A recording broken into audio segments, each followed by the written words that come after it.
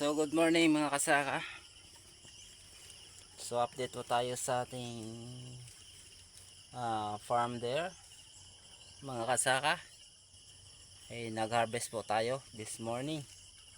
So agang aga pa mga kasaka.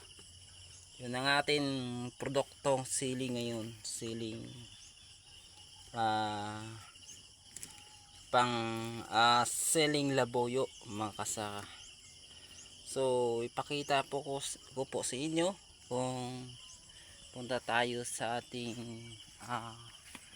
farm site ng siling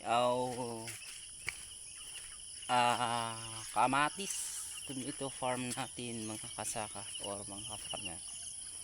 So shout out sa mga maganda na ating mga follower dyan, mga sulit supporter sa ating Facebook feeds. Ito po yung ating tomato. How are you? Tomato, how are you? Ayan mga kasaka, tingnan po natin na maiging ating tomato plantation. Medyo mayroon na tayong magandang tanawin sa ating tomato plant. Mga 9 pa po ito, mag 1 month mga kasaka, pero makita natin may mga ready to flowering mga kasaka. So medyo konti lang at saka medyo may distansya ang ating pagtanim dahil nadala tayo dati nga medyo ang pagtanim natin ay masyadong maikit or dasok mga kasaka, dahil ito ay magkaroon ng hindi masyadong magbigay ng bunga dahil ang sobrang dasok mga kasaka, or very dikit ang mga distansya ng ating tomato. So ito yung ginagawa namin ngayon, medyo maluwang siya mga kasaka.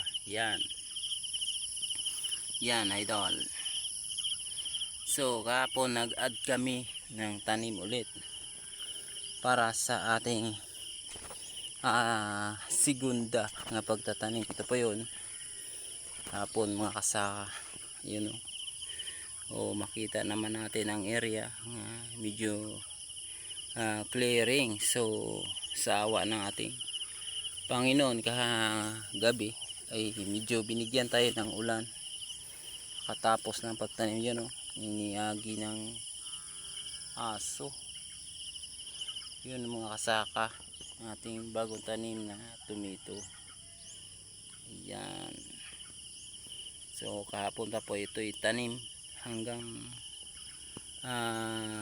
sa lumaki ito, tulad doon sa taas na medyo lumaki na. Ayan.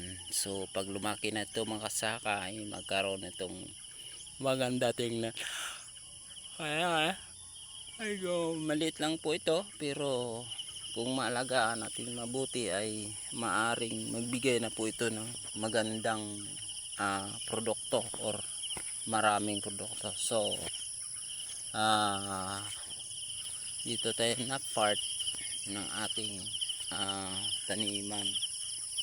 So ito po yung labuyo namin farm, ang labuyo namin mga tanim, at hanggang doon sa kabila ng barracks namin, labuyo namin mga kasaka. Sa kabila yung luma naming labuyo, at saka ito po yung medyo maganda naming klaseng labuyo mga kasaka yan.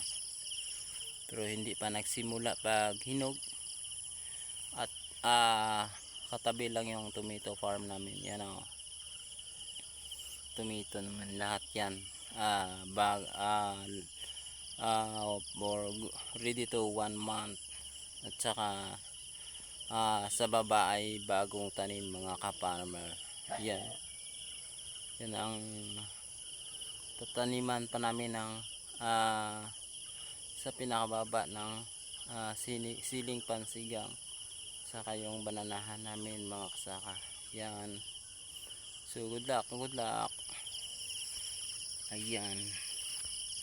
So ito pa yung reserba namin nga binhi o seeds para kung may mamatay meron tayong replace. Yan po yung barracks namin mga kasaka. So ang isang farm ay mayroon talagang barracks or pahingaan. Yung mga aso namin dito ay nagbabantay. Marami talagang aso namin mga kasaka yun. Kita naman natin. At saka ito po yung sili namin nga pinitas kagabi. Nag overnight kami ng 2 oras. Ito lang nakuha namin mga kasaka.